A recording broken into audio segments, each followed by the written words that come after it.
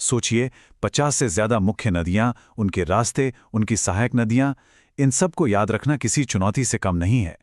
पर क्या हो अगर मैं कहूं कि इसे रटने का नहीं बल्कि समझने का एक बेहतर, एक लॉजिकल तरीका है। चलिए आज इसी को आसान बनाते हैं। तो जब हम भारतीय भूगोल पढ़ना शुरू करते हैं तो हमारे सामने लगभग 50 मुख्य नदियों की एक लिस्ट आ जाती है। पहली बार देखने में तो ये नंबर ही अपने आप में एक पहाड़ जैसा लग सकता है ना। और सच कहूं तो सिर्फ नामों की एक लंबी लिस्ट को रटने की कोशिश करना बहुत थकाऊ हो सकता है। झेलम कहां से निकलती है, कावेरी की सहायक नदियां कौन सी हैं, ये सारी जानकारी दिमाग में बहुत जल्दी उलझ जाती है। तो सवाल ये उठता है कि क्या कोई बेहतर रास्ता है? क्या हम इस जानकारी को सिर्फ रटने के बजाय वाकई समझ सकते हैं? जी हां, बिल्कुल, और आज हम वही देखने वाले हैं। तो इस चुनौती से निपटने के लिए हम इसे 4 आसान हिस्सों में बांटेंगे। पहले हम इस प्रॉब्लम को समझेंगे, फिर हम नदियों को 2 बड़े ग्रुप्स में डिवाइड करेंगे, हिमालयी और प्रायद्वीपीय, और आखिर में इन सब को मिलाकर एक ऐसा मेंटल मैप तैयार करेंगे जो आपको हमेशा याद रहेगा। तो हमारा सबसे पहला और सबसे जरूरी कदम है अपने सोचने के तरीके को बदलना। हमारा लक्ष्य रटना नहीं बल्कि समझना है। हम इस लंबी सी लिस्ट को एक लॉजिकल फ्रेमवर्क में बदल देंगे, जिससे ये सारी जानकारी खुद ब खुद याद रहने लगेगी। और उस पूरे सिस्टम की चाबी बस इसी एक क्लासिफिकेशन में छिपी है। भारत की लगभग सभी नदियों को इन 2 मेन कैटेगरीज में बांटा जा सकता है। एक तरफ हैं हिमालय नदियां, ये साल भर बहती हैं क्योंकि इन्हें ग्लेशियरों के पिघलने और बारिश दोनों से पानी मिलता है। दूसरी तरफ हैं प्रायद्वीपीय नदियां जो कि मौसमी हैं, मतलब ये लगभग पूरी तरह से मानसून की बारिश पर निर्भर करती हैं। बस ये एक फर्क समझ लिया तो समझिए आधा काम हो गया।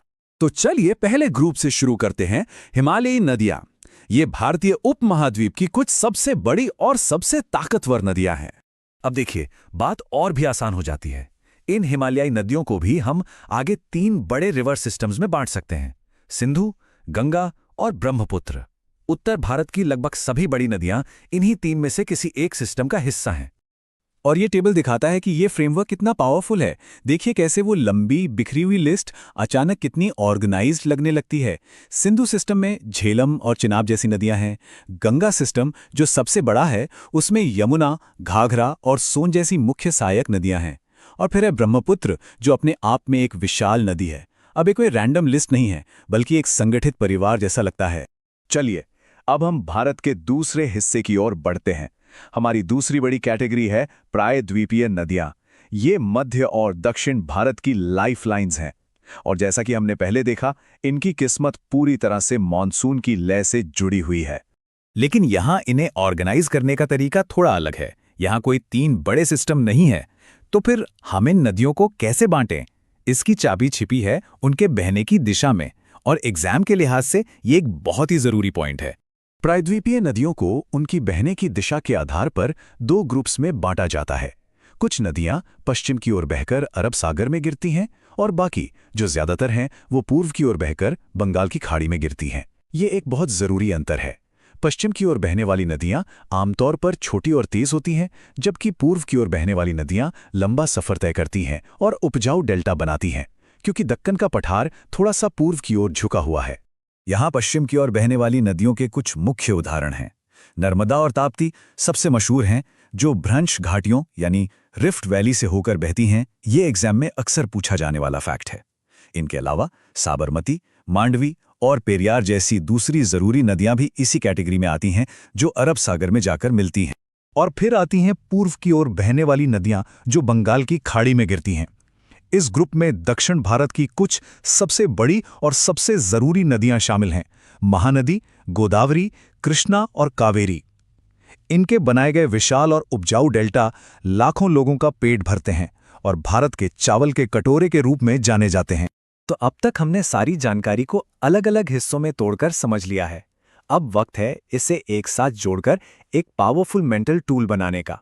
तो ये है वो मेंटल मैप जिसे आप इस्तेमाल कर सकते हैं। जब भी किसी भी भारतीय नदी का नाम सुने तो खुद से ये 3 आसान सवाल पूछें। पहला, क्या ये हिमालय से निकलती है या प्रायद्वीप से? दूसरा, अगर हिमालय से तो ये सिंधु, गंगा या ब्रह्मपुत्र किस सिस्टम का हिस्सा है? और तीसरा, अगर प्रायद्वीप से तो क्या ये पश्चिम की ओर बहती है या पूर्व की ओर? ये 3 स्टेप की प्रोसेस आपको किसी भी नदी को तुरंत उसके सही ज्योग्राफिकल कॉन्टेक्स्ट में रखने में मदद करेगी। और यही इस पूरे अप्रोच का सार है। बात सिर्फ नामों की लिस्ट याद करने की नहीं है, बात है भारत के ड्रेनेज पैटर्न के पीछे के लॉजिक, उसके भूगोल और विज्ञान को समझने की। जब आप तर्क को समझ जाते हैं तो याद रखना अपने आप आसान हो जाता है।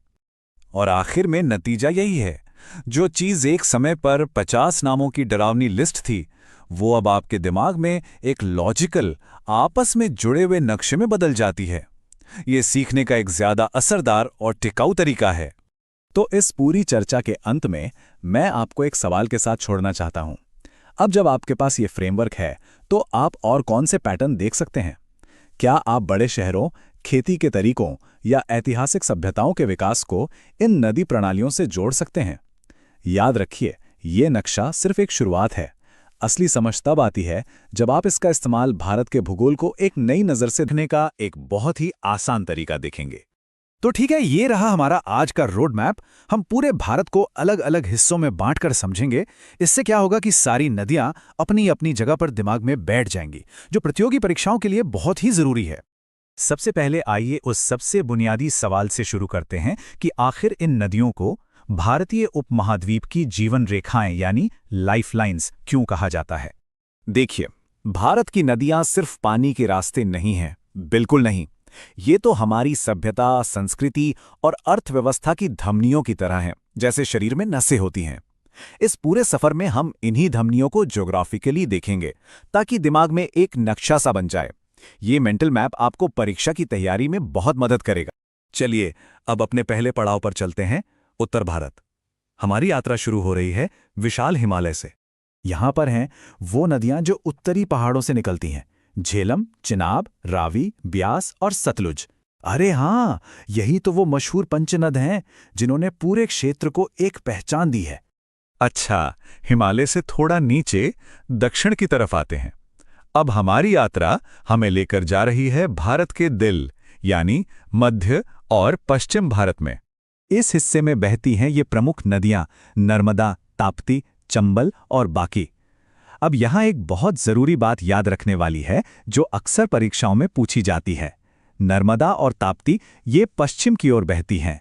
ये एक बहुत ही महत्वपूर्ण भौगोलिक फैक्ट है।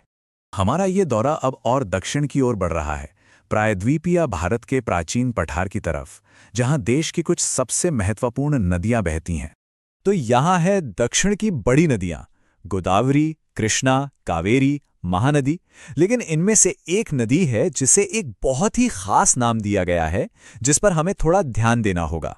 जी हां, यही है वो जरूरी पॉइंट, गोदावरी नदी। इसे दक्षिण गंगा भी कहते हैं। ये प्रतियोगी परीक्षाओं में पूछा जाने वाला एक बहुत ही आम सवाल है, तो इसे जरूर याद रखिएगा। तो चलिए अब अपनी इस नदी यात्रा के आखिरी पड़ाव पर चलते हैं और हम पहुंच गए हैं पूर्वी भारत के खनिज समृद्ध इलाकों में। और यहाँ हैं वो नदियां जो पूर्वी राज्यों की जमीन और अर्थव्यवस्था को आकार देती हैं, जैसे दामोदर, जिसे एक जमाने में बंगाल का शोक भी कहा जाता था। तो हमारी ये यात्रा अब पूरी हो गई है। तो अब सवाल ये है कि इस पूरे विषय को लंबे समय तक याद कैसे रखा जाए? चलिए इसका सबसे असरदार तरीका देखते हैं। देखिए, सबसे खास बात यही है कि रीजनल ग्रुपिंग मेथड का इस्तेमाल करें। जैसा कि यहां दिख रहा है, पहले भारत के नक्शे की कल्पना करें, फिर उसे उत्तर, मध्य, दक्षिण और पूर्व जैसे हिस्सों में बांट लें। बस, फिर हर हिस्से से जुड़ी नदियों को एक ग्रुप में याद कर लें। यकीन मानिए, इस तरह याद रखना बहुत आसान हो जाता है। और आखिर में हम इस एक सवाल के साथ आज की बात खत्म करेंगे। सिर्फ रटने से आगे बढ़कर ये सोचिए कि इन महान नदियों ने हमारे देश के आर्थिक और सांस्कृतिक नक्शे को, हमारी पहचान को असल में कैसे घड़ा है। ये सिर्फ भूगोल नहीं है, ये तो पूरे भारत की कहानी है, समझते हैं, जो यहाँ की जीवन रेखाएं हैं। तो एग्जाम के लिहाज से भारत की नदियों को कैसे बांटा जाता है, चलिए देखते हैं। मोटे तौर पर देखें तो 2 तरह की नदियां हैं, हिमालयी और प्रायद्वीपीय। पहले बात करते हैं हिमालय से निकलने वाली 3 बड़ी नदी प्रणालियों की। सबसे पहले है गंगा, भारत की सबसे पवित्र और सबसे लंबी नदी। इसकी कुल लंबाई है 2525 किलोमीटर। ये नंबर याद रखना जरूरी है। ये निकलती है गंगोत्री ग्लेशियर से और इसकी सबसे बड़ी सहायक नदी है यमुना। अगली है सिंधु नदी प्रणाली, जो बहुत ही ऐतिहासिक है। इसका उद्गम तिब्बत में मानसरोवर झील के पास है और इसकी 5 मुख्य सहायक नदियां हैं। और तीसरी हिमालय नदी है शक्तिशाली ब्रह्मपुत्र। ये तिब्बत से निकलकर अरुणाचल प्रदेश और असम से होते हुए भारत में आती है। अब चलते हैं प्रायद्वीपीय नदियों की तरफ, जो बारिश के पानी पर निर्भर हैं। यहां सबसे लंबी नदी है गोदावरी, और इसी वजह से इसे दक्षिण गंगा भी कहते हैं। ये एक बहुत ही कॉमन सवाल है। फिर आती है कृष्णा नदी, दक्षिण भारत की एक और बहुत ही अहम नदी। ये महाबलेश्वर से निकलती है और बंगाल की खाड़ी में जाकर मिल जाती है। अच्छा, नर्मदा थोड़ी अलग है। ये बाकी नदियों के उलट पश्चिम की ओर बहती है। नर्मदा और तापी दोनों ही पश्चिम की ओर बहकर अरब सागर में मिलती हैं। इनके अलावा महानदी और कावेरी भी बहुत महत्वपूर्ण नदियां हैं।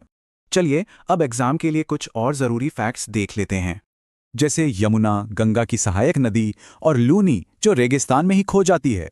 ये टेबल देखिए, क्विक रिवीजन के लिए ये एकदम परफेक्ट है। तो सोचने वाली बात यह है कि इनमें से किस नदी ने भारत के इतिहास को सबसे ज्यादा प्रभावित किया।